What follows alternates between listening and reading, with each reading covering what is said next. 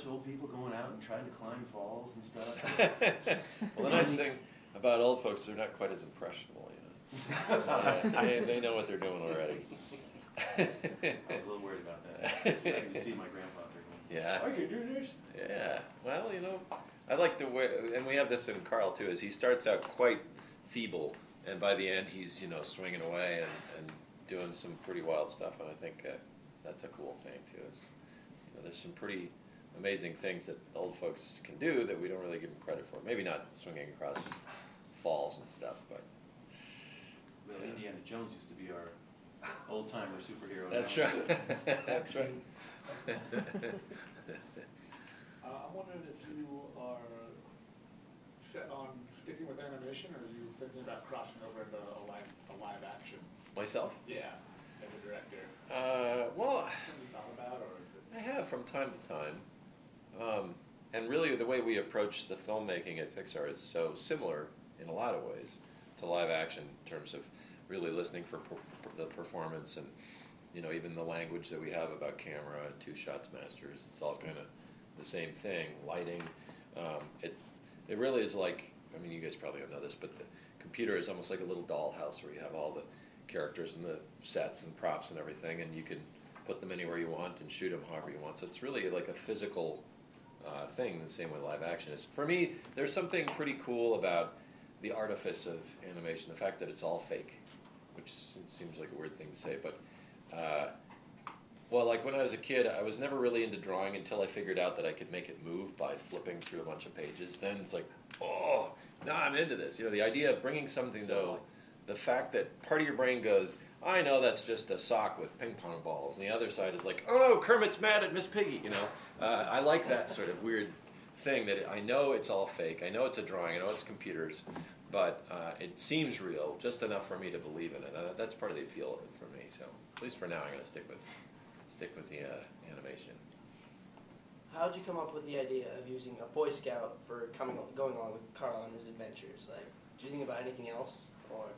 Well, Russell's a wilderness explorer who needs his assisting the elderly badge, which we just thought would be a good sort of story device to, like, what does this kid need from the old man? Why is he going to keep pounding him and end up dragged along on this adventure?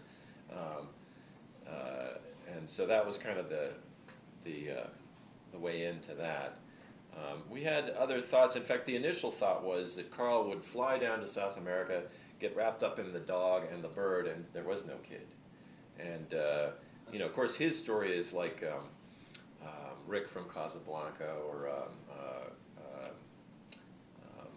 Scrooge from Christmas Carol. He's sort of a character who's essentially dead inside and comes back to life. I don't know if we want a reincarnation story or however you want to phrase that. And so we were looking for things that would pull Carl out of his little box, And a kid seemed like a really strong one, especially if he had never had kids as a young man. So that's kind of how all that developed. Yeah. I'll tell you, that 4.5-minute montage absolutely killed it. Oh, good. That was absolutely brilliant. The whole life in 4.5 minutes really set the tone for that film. Thanks. That's cool to hear. Yeah, my mother started crying. It didn't stop until the very end. Even at the talking dogs with the nice people? No, she was crying through the talking dog. It was the doctor's office moment that she just lost it. Oh, yeah. So, there seems to be a bar being raised when you're talking some of these purely visual storytelling elements. I remember, bursting into tears at Jesse's, sequence in Toy Story 2 and WALL-E last year. And, there's been this wonderful tradition of these wordless sequences. So when you're thinking about telling a story purely visually, is that actually liberating? Because there's something about that that's the pure animation maybe that you're talking about? Yeah, all the short films we did were all without dialogue, Tin Toy and Red's Dream and all the short films. I don't know if you guys know those. I grew up with, my parents took a lot of Super 8 footage of us as kids, so you watch those and there's no sound other than the whir of the projector. And I find myself like more emotionally involved somehow than videotape, where you have audio and video.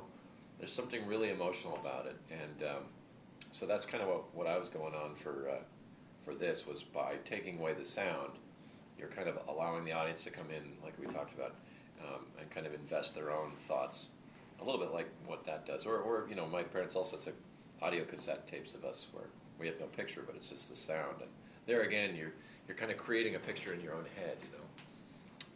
But it's fun, and yeah, you're absolutely right. It's something that, as animators, and when we're very visually based, we write our scripts, but the real test of it is when we start to draw the script, you know, in the storyboard fashion. And so that's whenever you can, I think the audience is going to be more invested in what they're seeing than what they're hearing. Of course, it's a partnership. It's like both things, but anyway, it's very appealing. Sorry, long-winded, rambling answer. We've got time for one more question. I have a quick thought. Just, do they make you go right back to work on another thing, or do you get a break? I'm out kind of beating the drum for this for a little while, and then I get probably 2-3 months, well, 1 or 2 months in the summer, and then back to work. But, you know, that's what I want. Yeah. It's fun. Can you say what's next? Well, next year is Toy Story 3, and then there's a number of other films that are in development, some of which I think have been announced and others not. I've got an idea that I'm kind of just starting to ruminate on, so it's pretty early on. So I won't say anything about that, in case it blows up or something. Ed Catmull gave a speech 2 weeks ago today here at the Governor's Conference. It was a great presentation, great speech. The evolution of Pixar, preserving the company integrity, discovering the company integrity. Talked about how there are 3 films that really were basically ripped apart, started all over again, including Toy Story 2. Yep. He said it was a much better film when it was all done. Obviously from your perspective, have you preserved the integrity, the working environment at Pixar, given the relationship with Disney? Oh yeah. Yeah, the great thing has been, and I think Bob Iger recognized that John and Ed had this unique ability to really foster artists and allow them to do what they do without letting them run like monkeys with guns. You know, I mean, we actually finished movies. Your next project. That's the next one, monkeys with guns. The artists, when sort of allowed creative freedom and certain creative restrictions, can really produce some fantastic things. And so, Ed's been really instrumental in allowing us to make mistakes.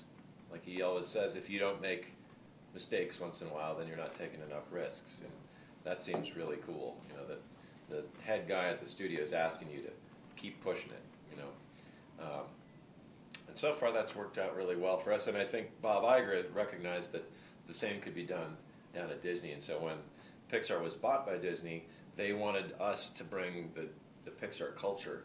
And I think John and Ed have done a great job allowing that to happen down in Burbank too. So it's fun. Yeah. It's gotta be fun.